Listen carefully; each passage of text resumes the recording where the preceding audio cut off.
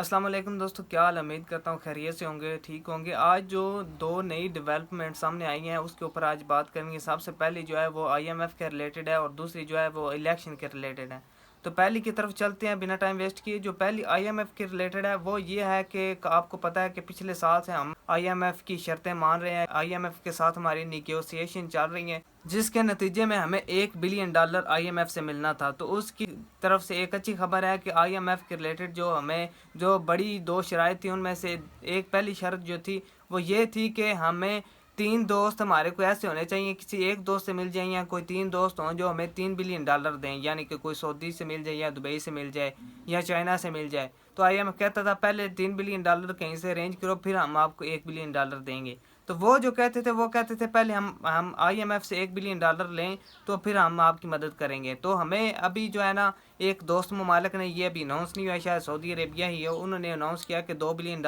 ہم دیں گے پاکستان کو۔ تو ابھی ایک اور دوست کی ضرورت ہے جو $1 بلین ہمیں اور دے، جس کے بعد آئی ایم ایف جو ہے وہ بھی ہمیں $1 بلین دے گا۔ تو دوسری جو نیوز تھی وہ یہ تھی کہ ہم بات سن رہے ہیں کہ نیوزز میں آ رہا ہے کہ اسحاق ڈار صاحب جو ہے نا وہ آئی ایم ایف کی جو میٹنگ ہے وہ اٹینڈ کرنے نہیں جا رہے، US سے واشنگٹن DC نہیں جا رہے۔ تو اس کے ریلیٹڈ انہوں نے پریس کانفرنس کی ہے، جس کے نتیجے میں انہوں نے بتایا کہ ایسی کوئی بات نہیں ہے کہ انہوں نے مجھے منع کر دیا ہے یا کوئی ایسے حالات ہیں کہ جس کی وجہ سے آئی ایم ایف نے مجھے روکا ہے۔ آئی ایم ایف نے مجھے نہیں روکا، یعنی کہ میں نہیں جانا چاہتا۔ کچھ پاکستان میں جو حالات چل رہے ہیں، وزیر اعظم کے کہنے پر میں نہیں جا رہا وہاں پر، لیکن جو میٹنگز ہوں گی وہ ورچولی میں اٹینڈ کروں گا، یعنی کہ آن لائن وہ میٹنگ اٹینڈ کریں گے اور جو بھی صورتحال ہے اس کو دیکھیں گے۔ اور دوسری جو مین ڈیولپمنٹ ہے اس کے اوپر بات کریں تو وہ ہے الیکشن کے اوپر۔ آپ کو پتہ ہے کہ الیکشن کی جو صورتحال چل رہی ہے پاکستان میں، جو حالات ہیں، کبھی پتہ چلتا ہے کہ الیکشن ہونے ہیں، کبھی پتہ چلتا ہے کہ نہیں ہونے۔ اور سپریم کورٹ نے یہ کہا ہے کہ وفاقی ہماری حکومت کو یہ کہا ہے کہ 10 اپریل سے پہلے 21 ارب روپے جو ہے نا وہ آپ نے الیکشن کمیشن کو دینے ہیں پنجاب میں الیکشن کروانے کے لیے۔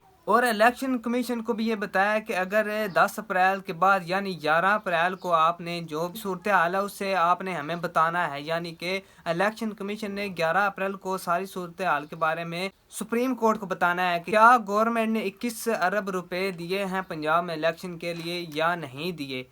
تو یہ تو پہلی چیز ہوگی کہ 21 ارب روپے جو ہے نا وہ government of Pakistan election commission کو دے گی 10 اپریل سے پہلے پنجاب میں الیکشن کروانے کے لیے۔ اور دوسری جو بات ہے جس کی وجہ سے الیکشن ڈیلے ہو رہے ہیں وہ ہے کہ وزارت دفاع جو ہے اس نے سیکیورٹی ایشوز کا کہا ہے کہ سیکیورٹی ایشوز کی وجہ سے ہم ابھی الیکشن نہیں کروا سکتے۔ اس کے اوپر بھی سپریم کورٹ نے کہا ہے کہ 17 تاریخ سے پہلے یعنی کہ 17 اپریل سے پہلے سیکیورٹی کا کوئی بندوبست کر کے ہمیں بتایا جائے۔ تو یعنی کہ وزارت دفاع کو بھی سپریم کورٹ نے یہ نوٹس جاری کر دیا ہے۔ دوسری طرف ہماری جو وفاقی گورنمنٹ ہے وہ اس چیز کے اوپر جو ہے نا 2017 کا جو ہمارے الیکشن کا لا ہے اس میں تھوڑی سی ترمیم کرنے کی کوشش کر رہی ہے، یعنی کہ 57 اور 58 کا جو لا ہے اس میں تھوڑی سی سختی کرنے کی کوشش کر رہی ہے، جس کے ذریعے ان کے مطابق وہ کہتے ہیں کہ جس کے ذریعے جو الیکشن کمیشن ہے وہ اور بھی زیادہ مضبوط ہوگی اور اپنے فیصلے آپ خود کرے گی۔ حکومت کے مطابق یہ سارا فیصلہ کب الیکشن ہونے ہیں اور کب نہیں ہونے اور کب ڈیٹ اناؤنس کرنی ہے اور کس دن کی ڈیٹ اناؤنس کرنی ہے، یہ فیصلہ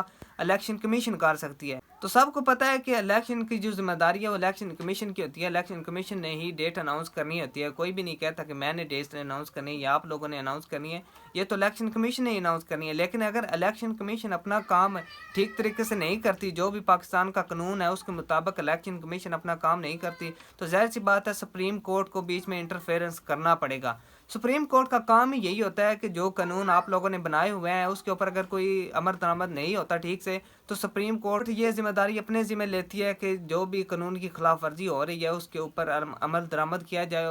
اور قانون کی بالادستی لائی جائے۔ تو جو حالات ہیں وہ دن بدن کشیدہ ہوتے جا رہے ہیں، جتنے بھی ہمارے ادارے ہیں ان کے انڈر جتنی بھی ذمہ داریاں آتی ہیں یا جتنی بھی ان کے پاس پاور ہے وہ زیادہ سے زیادہ اسے یوٹیلائز کرنے کی کوشش کر رہے ہیں اور اپنی منوانے کی کوشش کر رہے ہیں۔ اب آنے والے دور میں ہمیں پتہ چلے گا کہ سپریم کورٹ کی مانی جاتی ہے یا پھر یہ ہر بندہ ہر ادارہ ہمارا اپنی منواتا ہے۔